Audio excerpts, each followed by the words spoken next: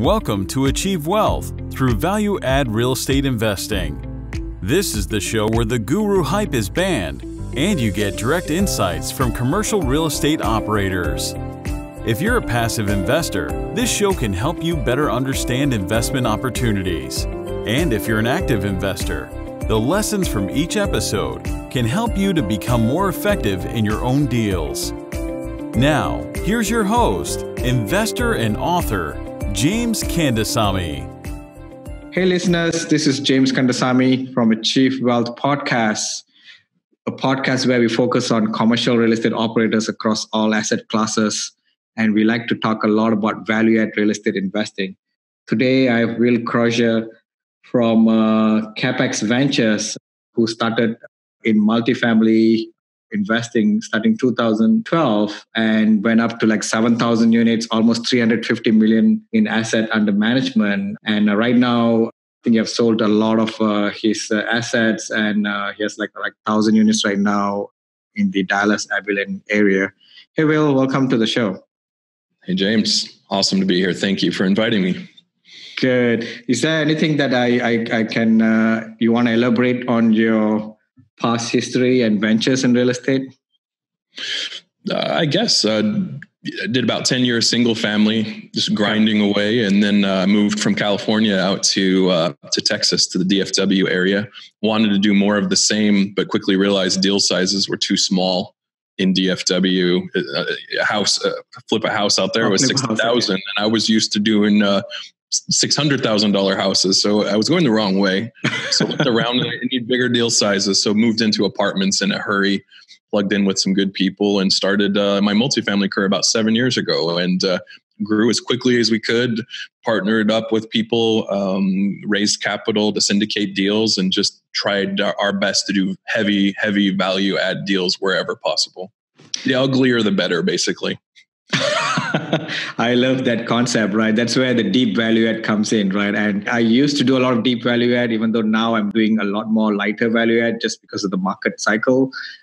And I know you do a very, very heavy deep value add, and you have started going larger units, right? So talk about what are the deep value add that you have done? What are the largest deep value add that you have done?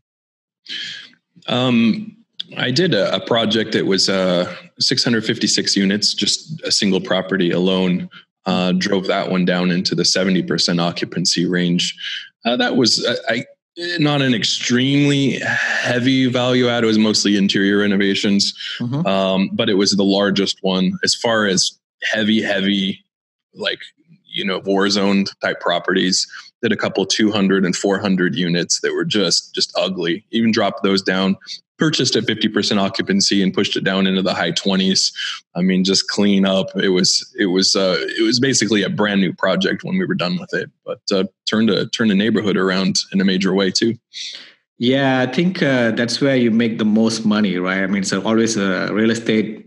Any investment is a risk reward game, right? And you took a big risk in that kind of deal. I'm sure the reward also must have been tremendous, right? Because there's so much of equity build up, right? And that's where the deep value add or even the value add comes into the play, and that's where the wealth are created, right? So tell me about, why do you like deep value add versus lighter, core or yield plays? Sure. Well, when I started in multifamily, I had a little money, $200,000, but it was nothing to really brag about. I couldn't retire on it. I couldn't invest it at 10% interest and have it change my life at all. So I had no choice but to really do big gain projects. I needed to really change my game, to change my outlook on life, to set myself up. And so I could go and invest and make 7% or 9%. And I was just like, that's not the station I'm in life. I was raised poor. I didn't come in from a lot of money. I needed to just shift my whole reality. So I only focused on deals where I could make a 100% return or a 200% return and gather lots of people's money together and just go. And so I did that serially, 1031, 1031, and then other projects around it. I flipped them. I mean, I was in and out of some deals in 13 months, in 17 months, just get in there and go hard. Usually it was about a 2-year thing where if you double your money and then double that money again, and then double that money again, you start to see the multiplication effect just go crazy. So I went from almost nothing to a good sum of cash through doing these heavy value add deals. And you mentioned something that everyone looks at this differently, but risk reward.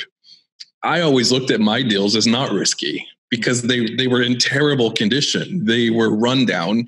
There was no one living in them. So there was really nothing I could do to make the situation worse. Okay. Whereas the yield deals, they're really skinny. They're really tight. You jump in there and you make a few missteps and, you can drop from 93% to 83% in a hurry. And the way the debt's set up, like to me, that seemed risky, at least at the time. There's a million ways to look at it. But for me, it's like, there's nothing I'm going to do to mess this deal up more. And there was 15 other people bidding on it. So I can get out of it if I need to. And it's a bridge loan. And it's just, to me at the time, it just seemed not risky. Strange. Well, you are right, actually. I mean, sometimes people just look at cash flow. They don't really look at the debt service coverage, right? Because on a yield play or a core play, your debt service coverage is so thin. You got no way to increase your NOI, right? So let's say you're buying at 1.25. If you're not doing anything, you're just going to service that debt at 1.25, maybe slightly more because of market appreciate to 1.3. Whereas on a deep value add play, you may be buying at less than 1%, less than 1 DSCR, right? But you are pushing up the NOI so much to 1.5, 2x, right? So in case the market turns, you're not going to come back to 1, right? You got so much of buffer to play. Right. Well, we start cash flowing at 70% occupancy, and it's going and going. So everywhere you go from there, it's really, really nice. Yeah, it's that's why I don't know. I mean, it's a bit hard for me to do a core or yield plays, right? Just because I see it as a risky as well, because there's just no buffer there. Question for you. So you went up to 0 in 2012 in multifamily and went up to 7,000 units. You did so many 1031 and you started selling a lot of it, right? So when did you start selling a lot of your deals? It became a bit obvious to me writing on the wall that the tide was no longer with us. The winds weren't at the back anymore. There's still deals to be done. There's always deals to be done, but it wasn't this situation or setup where no matter what I do, I'm going to make lots of money. The heavy value add deals started getting super rare, hard to get into them. The interest rates started ticking up, and that's eroding the value of my property. When I'm not doing anything wrong, but I'm watching millions of dollars just get wiped off of the table just because of interest rates, and that goes up and down. But that was another indicator. The county started playing ridiculously hard with the taxes, and that was another thing. It was just like, I'm watching millions of dollars just disappear, and I'm not doing anything wrong. I'm just it's part of the business cycle, and it's part of the politics of the game. So when I saw some of those things easing and changing, and the rapid competition, especially in DFW, from not only coastal buyers but international buyers, we're selling to people in Dubai and UAE, etc. So it's just like, this is a really different game than what I entered in 12. And so when I entered in 12, I was always all in, just anything I had, push it in, tell everybody, put your money in this thing. It's going to go. When I couldn't be that aggressive anymore, it made me start just to look around a little bit. What are my options in life? I had accumulated a big pile of chips, and I don't need to do this anymore. I can easily retire and not do anything for the rest of my life. And my kids could share that as well. So I have to really stop and look at my life. What is it that I want to do? What is my risk tolerance? Am I going to bust my ass really competing for trying to get 7% return, or maybe find a way to eke out a 10% return? Or for me, it's just hit pause or at least dial it way back. Look at my life. What makes me happy? What do I want to do with myself? Let the market settle down a little bit. Let it choose a new direction, and then decide, do I want to jump back in with this, push everything back in again, or figure out a different strategy. So right now I'm just kind of observing, taking it all in. If a good deal comes my way, I jump on it. I closed a deal a month ago in Abilene, another 120 unit value add deal. So I'll grab them, but I'm not going to run around chasing my tail, trying and forcing to put it together when I don't need to. Yeah. Yeah, it's crazy out there right now, right? I mean, you can do deals in a good market and a bad market, but the acceleration of how much you want to buy on a market cycle like this maybe slow down. I mean, you have to just think about it whether there's real deal or not, right? And Right. I think there's just so many people jumping into the game as well, I guess, right? Prices are being bumped up so much, and they are value add deals. They are deep value add deals, but a lot of sellers are asking for crazy prices, which means that deep value add become like a yield play, right? So, yeah, it really is. They're charging you the premium to do all the work. It's where's my discount? Pay me the money now. A lot of people are jumping, saying, "Hey, it's a deep value add or deep value add," right? But it's actually not value add. Well, we were buying it at 13 a door, when it was going crazy, and the same deals are trading for 80 and 90, and they're in worse condition than I don't know. It's just nuts. There's still deals, but frankly, I don't want to dedicate the 80 hours a week that I used to when I don't need to in this market cycle. Like that doesn't make sense for me personally to pursue that right now, at least with full dedication. Got it. So are you still positive on multifamily or any other asset classes? Well, as I said, I purchased last month in Abilene. I'm basically kind of I'm a sponsor in the deal. I raised equity for the deal. I underwrote the deal. I connected it, but I'm more happy to be working with sort of the next generation of deal sponsor syndicator. If they have holes like equity gaps, I can plug that. If they have some experience things or they're not sure of a specific market, like I was already operating 500 units in Abilene. So it's like, throw this on their same management company, it's just stamp, repeat. So correct. If there's new deal sponsors who want to partner up and follow a similar pattern to what I've already established, that's where I can really add value to another team. I don't want to be out there every day. I don't want to live on site like I used to live on site. Like I'm just past all that, but I can still work with other people and make win-win-wins across the board. Got it. Let's go into details about some of the deep value add that you've done. Not really a specific deal, but when you look at a deal, how do you identify this is the deal for me? I want to really do this deal. What do you look for in that deal? Well, the dream is, of course, the neighborhood.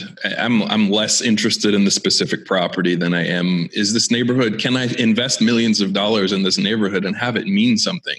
Have it attract the kind of people that will pay their rent, that won't bring crime, that will be a nice, safe, habitable place for people with jobs want to live. So I'd always look at the neighborhood, and just blue collar is great. If there's work trucks out there in the parking lot, I'm super excited about that.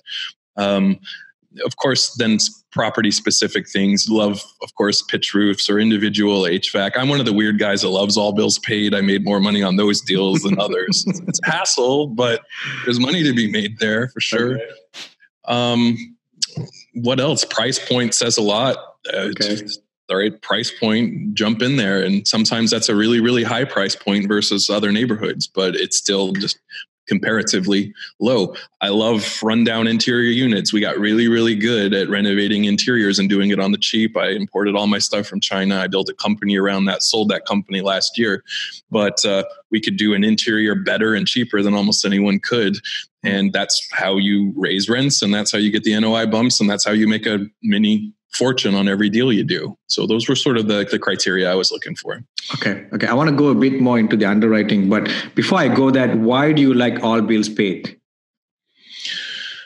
Well, you kind of act, man, I always feel weird as the SEC watching me, like I know where there's lines sometimes, but you kind of get to act like a utilities broker in a way, a middleman, so to speak, where I can buy energy for 6 cents a kilowatt hour, and I end up basically selling it for 12 or whatever. And I don't remember the specifics on that, but and then they love it because they're not having to put these big deposits and run credit checks and all this stuff.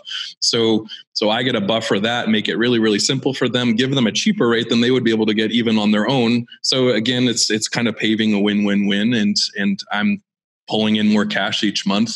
I'm kind of controlling their major expenditures, which is going to be their rent. It's going to be their utilities. And so I kind of get to babysit a little bit. I hesitate to use that word, but if you have the right management team working with them, it's just a bigger rent check coming into you each month. So your income is greater. And when you go to sell the thing, you realize those gains.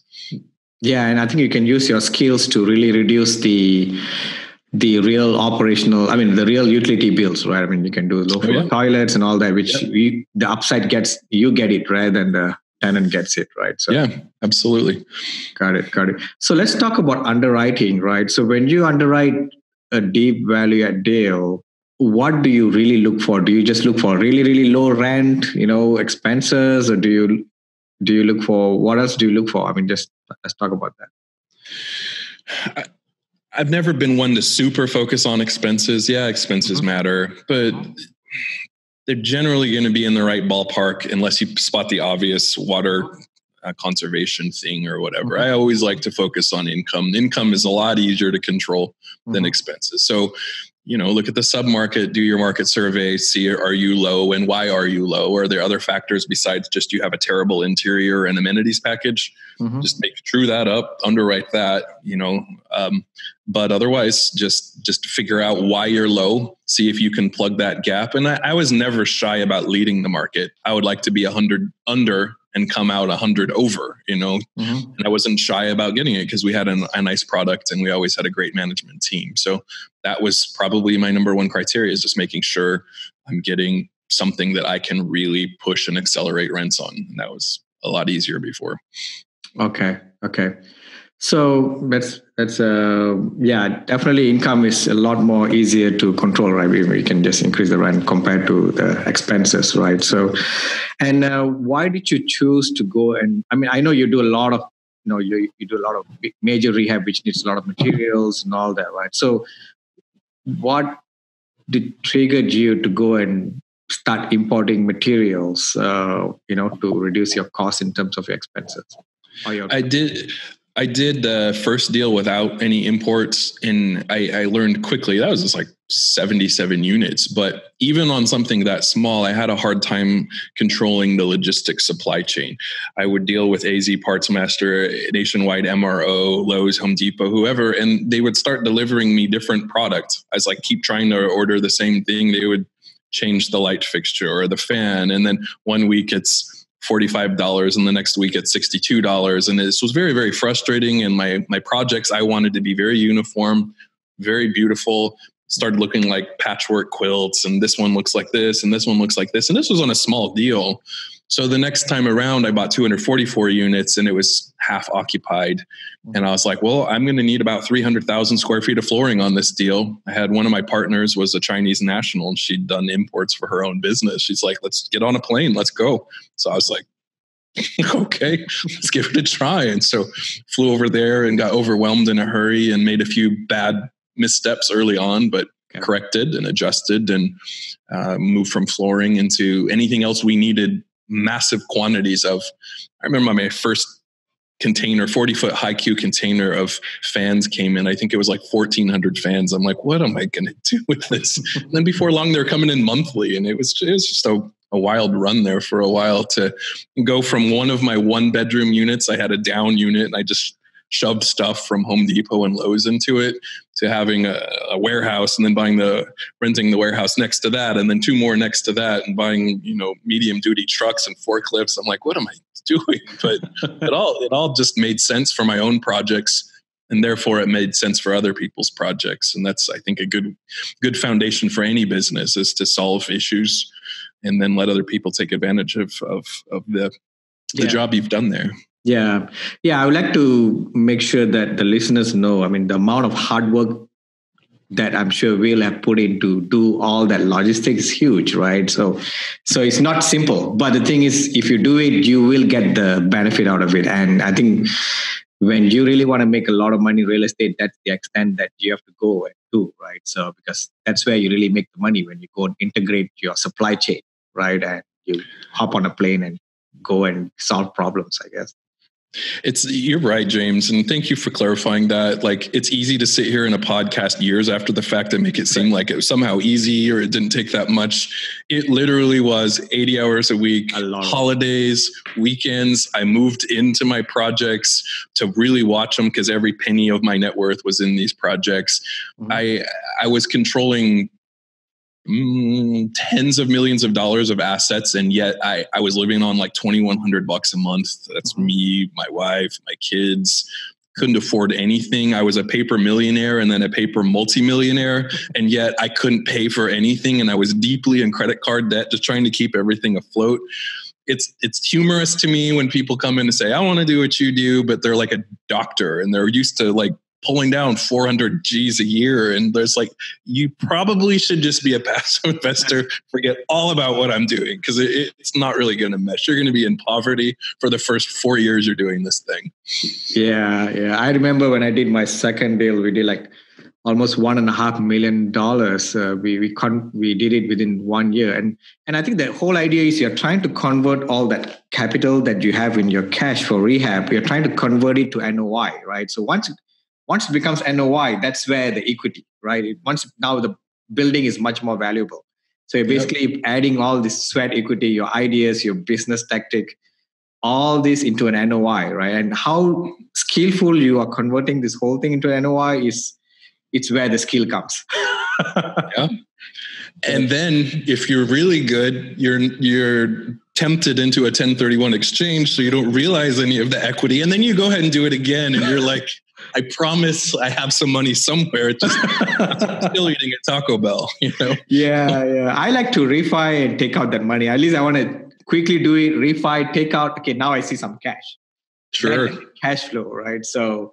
And the taxes are a little nicer in that scenario. Oh, yeah. There's no tax on the refi, right? Whereas when even on 1031, you defer the taxes. But this all tax strategy and, the amount of NOI that you created to take out your equity, right? So of all the deep value add that you did, what do you think is the most valuable value add? What do you mean by that, James? Like, for example, let's say you have $1 million to do a project, right? So, but that $1 million become like 300,000, right? So what would you go in and focus first? Interior, exterior? And if it's interior, what would you focus? If it's exterior, what would you focus? Because now you have a reduced budget, right? What do you think is the most important value add? I hate exteriors. They have to be done, but you very, very rarely see any kind of rent increase on exteriors. It's more of a cohesive theme of the property that will give you a rent bump on the exterior, but you can throw millions and millions at roofs, parking lots, siding, like retaining, landscaping. That's going to give you tiny returns as far as NOI. So of course I love the interiors. Flooring is like magic. You put in a new floor and people are immediately amazed by it. I love to put in hard surface flooring. I hate carpet. So, you just put in the hard surface flooring. It's easy to turns. It's easy to keep clean. It's just it's a fantastic product. So floors is huge. Appliances, I always bet big on appliances. I almost always went to stainless steel, nice packages. Once in a while, I would just make it all black or whatever. But appliances and flooring get you a long, long way on an interior renovation. So that's the first thing on all of my budgets. Got it. So appliances and flooring. Okay. That's very interesting.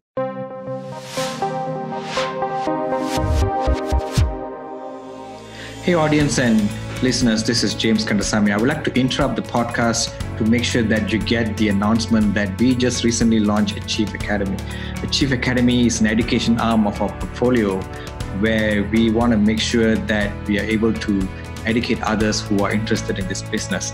And we are so humbled to bring this academy because there's so much of requests from our listener base, from our investors list, from people that we interact on day-to-day basis, because we have so much of knowledge to give out and we put this into a course and we are sharing that. So we're going to be launching a course to make sure that you are a successful operator, which is called A to Z Multifamily Mentoring Program. And in this program, you're going to be learning how to be having a successful psychology, right? It's very important in your mindset. How are you going to raise money using syndication? How are you going to select markets? How are you going to analyze sub-markets? It's very important. Real estate is so hyper-local. You have to know how to analyze sub-market. how do you find deals in this hot market? I mean, everybody says go and work with brokers. Everybody knows that doesn't work. Brokers are busy working with the more experienced people, right? So how do you penetrate into this market? How do you underwrite deals, right? You're going to even have a workshop on how to underwrite deals as well. How do you do financing? What kind of deal structure that you can do? What are the negotiation terms that you can put into your contracts to make sure that your contract is a very well-written contract, protects yourself and make sure you win a deal? How do we do asset management? I mean, asset management is so key. That's where you make the most money for your investors. If you operate it right, you buy it right, at the same time you have to operate it right. And we're also going to be doing a lot of details into property management, where you are going to know how to set up your own property management company, how to know what are the parameters to look at property management company. I mean, you may not be having your own property management company. You can always have a third-party property management company, but you have to know what questions to ask, what to look for in the financials. The third-party property management company will know that you really know your stuff, and they're going to be starting to respecting you. And we're going to also teach about construction management, right, which is a very important skill, especially when you do value add. And as I mentioned, this podcast is all about value add, and that's where you make a lot of money in value add, multifamily investment, and construction management plays a key role. So to know details about this program, which will be taught directly from Shanti and I directly on a weekly basis. We're going to have this course done through Zoom calls, which is going to be, you can listen to this call and you can ask questions directly to us from anywhere in the nation. So make sure you send me a mail, james@achieveinvestmentgroup.com. I repeat, james@achieveinvestmentgroup.com if you're interested in this course. And later on, we are going to be launching other courses as well, such as passive investing course. I mean, I know I wrote a book on passive investing course, but there's so much of other details that I want to make sure that I communicate to passive investors, because we are at the peak of the market. There's so much of FOMO going around, FOMO's fear of missing out. There's so many investors are just putting their money without knowing the real thing on the deal, right? So there's so many things that I want to make sure that I cover into that course as well. And for others who just want to establish a relationship with us, get to know us, and be in our email list, right, to get our newsletter and any other blog communication, right? You can always send us a mail, james@achieveinvestmentgroup.com, james@achieveinvestmentgroup.com. I'm really good with my email, so make sure you send it out. And I think that's it. Let's go back to the continuation of the podcast. Thank you very much.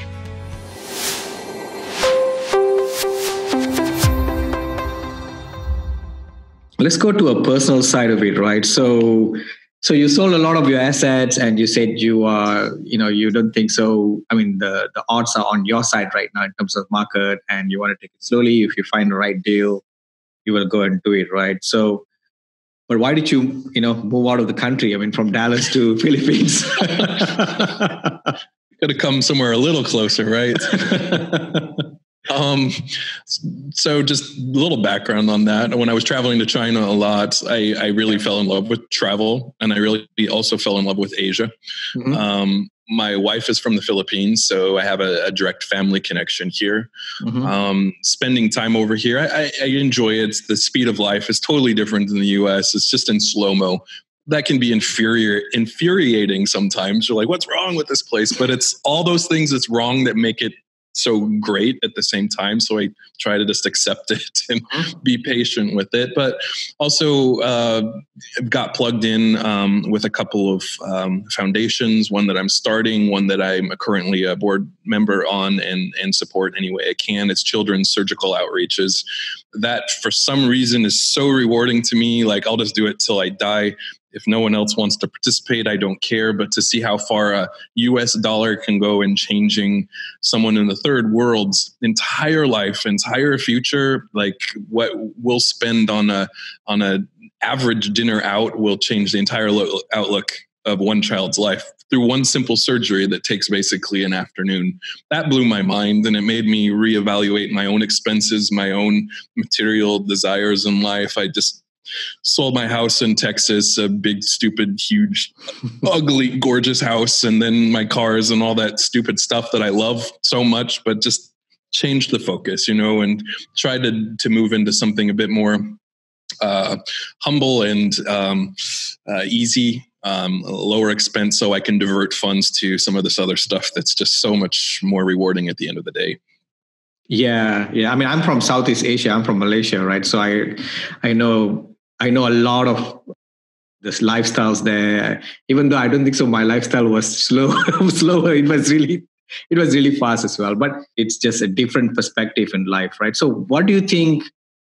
Does any of this travel and living in Philippines or even traveling, do you think it changed any of your perspective towards money? Oh, yes, absolutely. I noticed first right away when I started traveling a lot internationally, besides just having a hotel to stay in or food to buy, I didn't really ever think about money. It was just weird. Like when I was bored in the US and I was kind of building my empire, if I got bored maybe, if I had a free moment ever, I would go on Zillow or I would go on cars.com and I would just browse for whatever the next kind of toy was, the next car. Like, look, what's that house in that neighborhood? It's a beautiful neighborhood. I would love to live there someday. And it was all just sort of a focus on the material, a focus on improving the lifestyle, basically. And when I was traveling, I just never really thought that way. And that when that started clicking in my head, I was like, I'm really happy when I'm traveling, and I'm not focused on really the material at all. It's more learning, experiencing things, the whole thing. And it all got cheaper. That was the weird thing, was this much happier, more fulfilling lifestyle was way, way, way, way cheaper than the less satisfying, less happy lifestyle. So that was a big aha moment for me. Yeah, it's interesting. I mean, sometimes you look at people who are really, really poor, who are living in a very small house or in a poor country. They are very happy, right? Yeah. Compared to some people who live in a very big house with a lot of money. I mean, there's so much of commitment, so much of issues. You have to make a lot of life choices. You may not be happy, but people who has less things, maybe they make less choices, right? And they are much happier, right? I mean, end of the day, why do we make money, right? So supposedly supposed to be happy, right? And right, legacy, right? So it's just so much of a difference in perspective when you travel to that kind of places and you experience different lifestyles. I've heard always that thing where it's just cliche almost in the US. And I'm sure you've heard it, where people talk about the people that have nothing. And as an American, when someone says they have nothing, basically that means like they drive a 10-year-old car and either their house is less than 2,000 square feet. That's what having nothing meant to me, until I met people who literally don't have anything. They are living under a leaf house built out of bamboo, and they find an old water bottle to go and haul water from the stream to where they're living that month. And it was okay. They actually have nothing. And yet look at the time they're having, the smile on their face and the relaxed nature of it all. And poverty is horrible. It's a terrible thing, especially for health. That's what you watch just get destroyed, is people who are aging and with diseases. And that's, but outside of the health, everything else to me seems like they're having a better living existence than most anybody I know in the first world. Yeah, it's just it's completely different perspective when you start to travel, right? And I see people here, sometimes they complain the country is bad. Oh, this is bad. That is not right. This is not right. Well, you have never seen the other part of the world, right? So it is just surprising for me when people just don't have that 360 perspective of how the whole life is, right? I mean, I'm not saying that I have or you have it, but when you travel and you go really live in another country, you can see a lot more things which you are not able to see when you are living here in the US. I mean, there's so many things that has been taken for granted here, right? So the opportunities in the US are insane. The low cost of people, Americans think US is expensive. That is ridiculous. It's really low cost, yeah. The price of cars and of electronics and of anything, and the wide availability of anything you want, it's all cheap, and it's quality, and it's variety. And you come to most countries and cars cost double. Like a BMW in the Philippines or in Thailand or anywhere over here, it costs double what it costs in the US, and it's like the cheaper model, and it's just It's pretty crazy. Yeah. I can. When I was living overseas in Malaysia, I can never afford a luxury car. I have to buy the local car. Yeah. So, and even that was really good already. So, because everything else was expensive, just because the governments like to tax the imports of the car, right? And also your pay scale really doesn't jive with the cost of living, right? Here, the pay scale does compensate for your cost of living. So you're supposed to be, things are cheaper, much cheaper here in the US.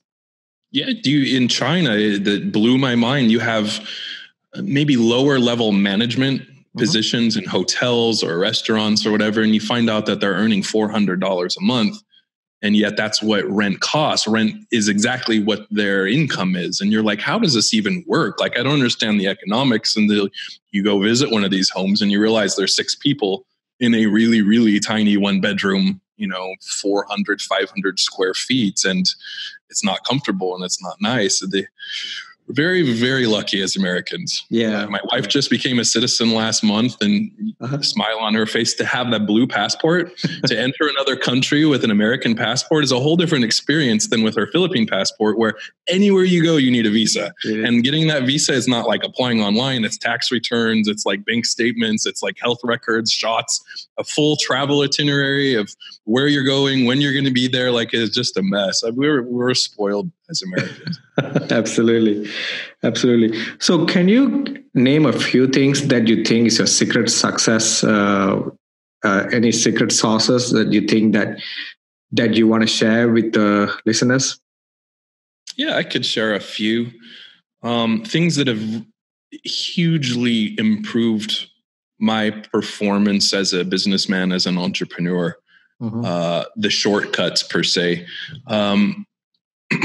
Partnering has been huge for me. It's not for everybody, but it's for most people, especially when you're dealing with something like multifamily. I'm by far not the smartest person around. I'm a kind of a simple-minded guy. I don't even have that many skills. I just have the determination to make sure I'm getting deals done, to land the deals, to execute. I'm a doer, but I've had to really surround myself with phenomenal partners who understand accounting inside out, who understand books or taxation inside and out, people who are super duper organized. These are big failings that I have in my skill set, my personality. So I've had to bring these folks in and show them that I can do something to add value in their life. And then we partner up, and that's been huge for me. Another thing that's been huge is I've raised so much capital. I mean, my returns and all this would have been tiny compared to what I was able to do, because it was easy to go out after a while and some reputation to raise $10 million or $15 million to do a deal. Without that, my returns would have been a fraction of what they've been. But I built the trust, I built the relationships, I performed for my investors. I did everything I could to make them a lot of money, and because of that, I made a lot of money. A portion of everything they made, I also made. Another thing that I think has just been huge was starting this. I wanted to do it all alone. I was one of these guys that just wanted to read on like Bigger Pockets or like hang out online and just read. And I could do it alone. I didn't need anyone's help. I wanted to own it. That would have been a huge mistake in multifamily investing. You can kind of wing it in single family, but in multifamily, it's a team sport all day long. You need a hell of a team on your side, on your behalf. You trust each other. You lean on them. You rely upon them. And so team building, not only for my immediate advisors, but also for raising the capital, it required me getting off my butt, get out from the computer, go awkwardly shake hands, go and meet people. And it was horrible for me. I hated doing that. I lacked self-confidence. I lacked the thought that anyone would be interested in even talking to me. Just, I was kind of low, and slowly I had to just be like, I really need this. I need this to work. I need this to be successful. So I'm going to go and do the worst thing I could think of doing, and plant myself at a networking event from 5 p.m. till 10 p.m. and not allow myself to leave. I'm just there. I'm trapped. No matter what, I got to go talk to people. And it was horrible, terrible. Dentist better, taxes better, whatever. But eventually I started liking people at these things, and they started knowing what I was up to. And I bought that house, or I bought that new apartment. And how's that going? And loosened my tongue. I got my confidence up, my courage up. And before long, I really loved going to them because those were my pals. Those were my buddies now, wherever I went to these different real estate meetups. And without that, impossible to do the business. I didn't have enough money to take down 10, 20, 30, $40 million deals. Like, how am I going to do that? I need guarantors. I need KPs who believe in me. How are they going to believe in me?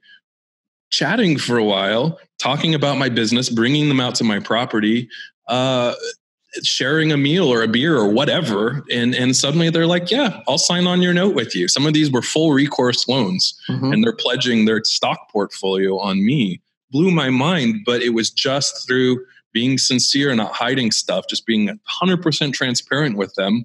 And I had people who I never thought wanted to talk to me, betting on me with their signature and pledging their stock portfolio to make me get these full recourse bridge loans done on 50% occupied properties. So that was the long answer, but really, really, really network, partner up if you don't have what you need, raise capital, do bigger deals, and go, go, go. Yeah. Awesome advice. I think so much of, advice and golden nuggets in that, what you mentioned just now. Is there any proud moment in your life that you think, you're gonna bring it, you're really proud of that? One day you're gonna tell to your grandkids, or when you're really, really old, you have one proud moment that you think, I'm so happy I did this. I'm very proud of that. Can you share that with us? It's probably the moment, the sort of make or break moment when I was in Southern California and I had a good thing going. I understood how to flip houses. I was making some okay money at it, paying the bills, accumulating. I had more than anyone I knew, but it was $300,000 or something. It was nothing, but it was more than anything I knew. So I had a comfortable life and I had a pattern and I had it sort of figured out. And it was really just stepping back and saying, I want more opportunity and I'm willing to do whatever it takes to get it. So I didn't know anyone in Dallas, not a soul, 0 people there. I looked around the whole country. I looked at Florida. I looked at Arizona, Nevada, like anywhere there was supposed to be opportunity. And I really zeroed in on Texas as, hey, strong economy, great wages, low cost of living, low taxation. They seem business friendly. And I just pieced this together off of internet research. I drove around the country in my old piece of crap 91 Buick with 200,000 miles on it. And I was like, where is it? And I took Texas, and it was really just a coin toss on Dallas. I think I visited there in April and it was pretty that day or something. And I'm like, all right, let's move there. So I just loaded up my car with all my junk and then dropped it in a storage facility and lived in a Motel 6 as I tried to figure out what's next. What's the next play? People looked at me like I was a bit crazy, but to me, that was the only move. Like, how could I start a business in California? There wasn't friendly for businesses down there. Rent was absurdly high, not only to live, but to rent anything for an office space or just to build anything. Costs were really high for real estate. So basically, to answer your question, what am I really proud of? I took a leap, calculated risk. I really calculated a lot. I really studied the thing, but then I made that leap. There was nothing comfortable about it. I didn't have any safety net. I had nothing. I had like $6,000 in the bank. I lived, expendable. I had my nugget, but that was for business. It was forbidden to touch that. But I had $6,000 in the bank that I could actually do something with. And, living in a Motel 6 is humbling. Your friends by this point, they're 10 years into their career or 5 years into their career, and they've got the 3 Series Beamer and the nice condo sort of by the beach kind of in California. And here's Will doing this weird stuff. But I just saw the future. I saw the writing on the wall and I took that gamble, and I'm really, really glad I did. It stacked the odds in my favor. It put odds behind me.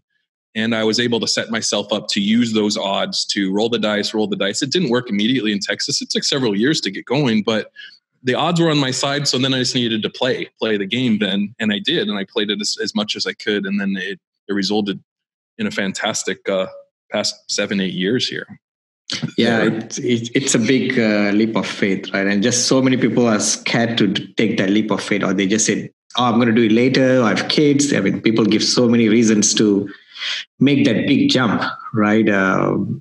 It's something that, you have to do it if you have to do it, right? Sometimes you have to make that choice, right?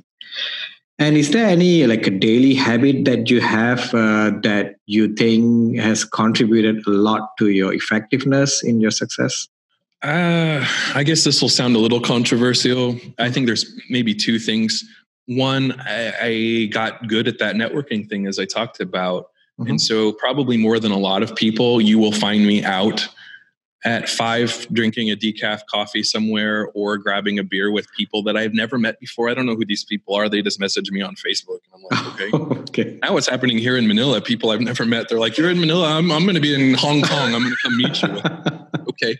But that's been huge to just keep doors open. Every time you meet a new person, you never know what door that's going to open up. And even if they're humble and starting, they have ideas or a work ethic that you want to be part of, or some new partnerships, a new source of deals, some new source of equity, whatever. So I do a lot of people are like, are you working?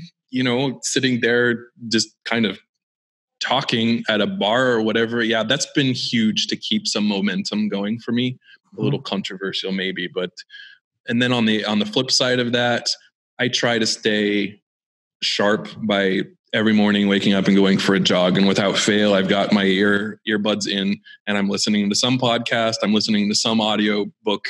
I'm listening to something that's just drilling further understanding, intelligence into my mind, shifting my perspective. That's been huge for me to not maintain, but to continue to grow and expand my mind and where I'm going to go in the future. That's been huge for me. And the exercise combined with the knowledge is amazing.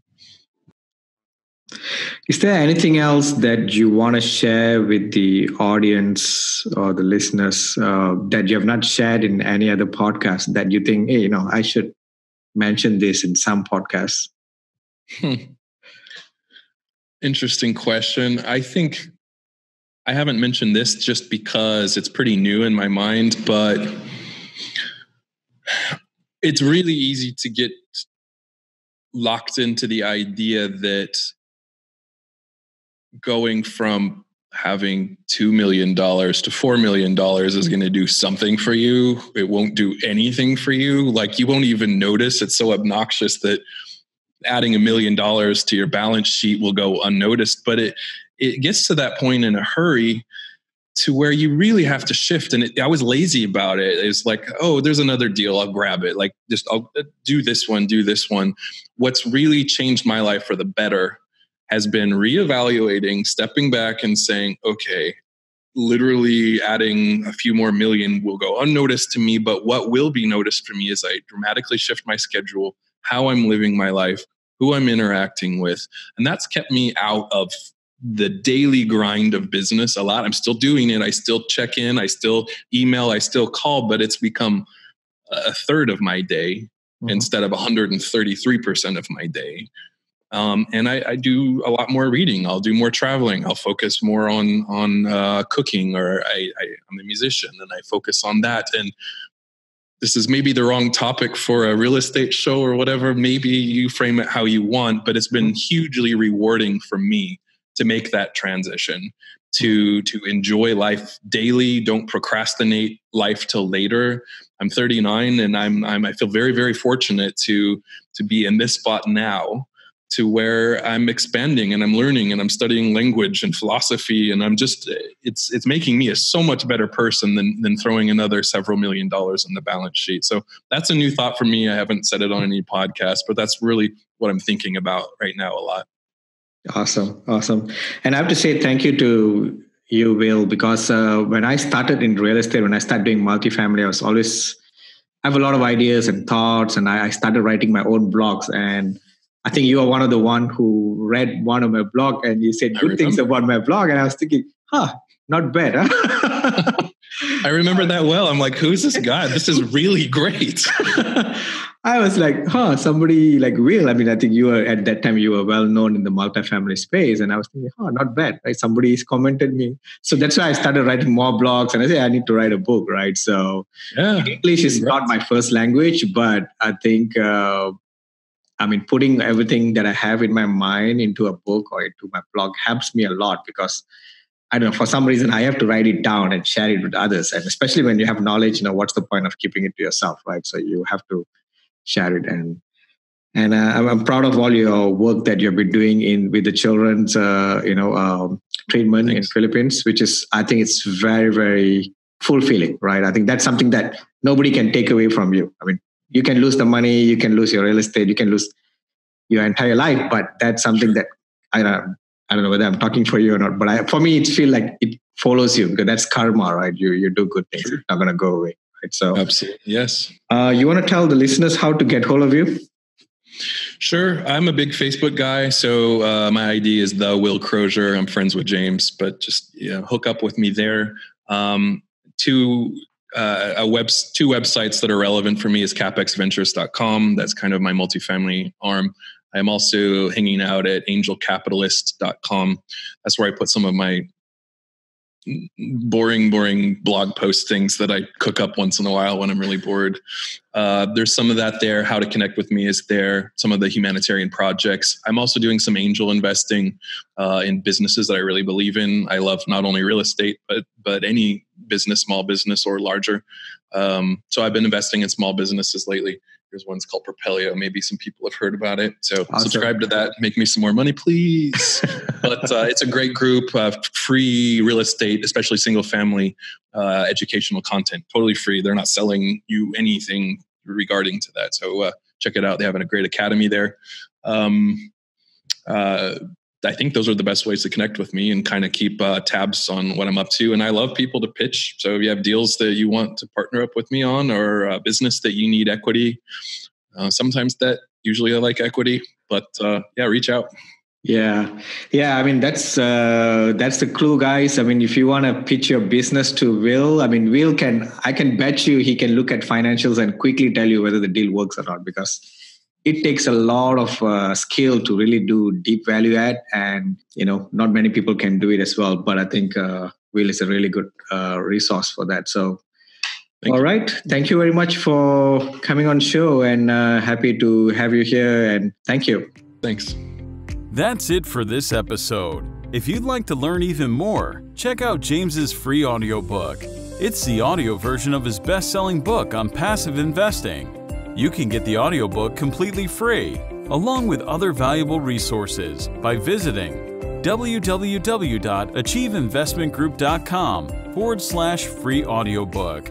Also, be sure to join our Facebook group too. To find it, just do a Facebook search for Multifamily Investors Group. Thanks for listening. Join us again for another episode next week. See you then.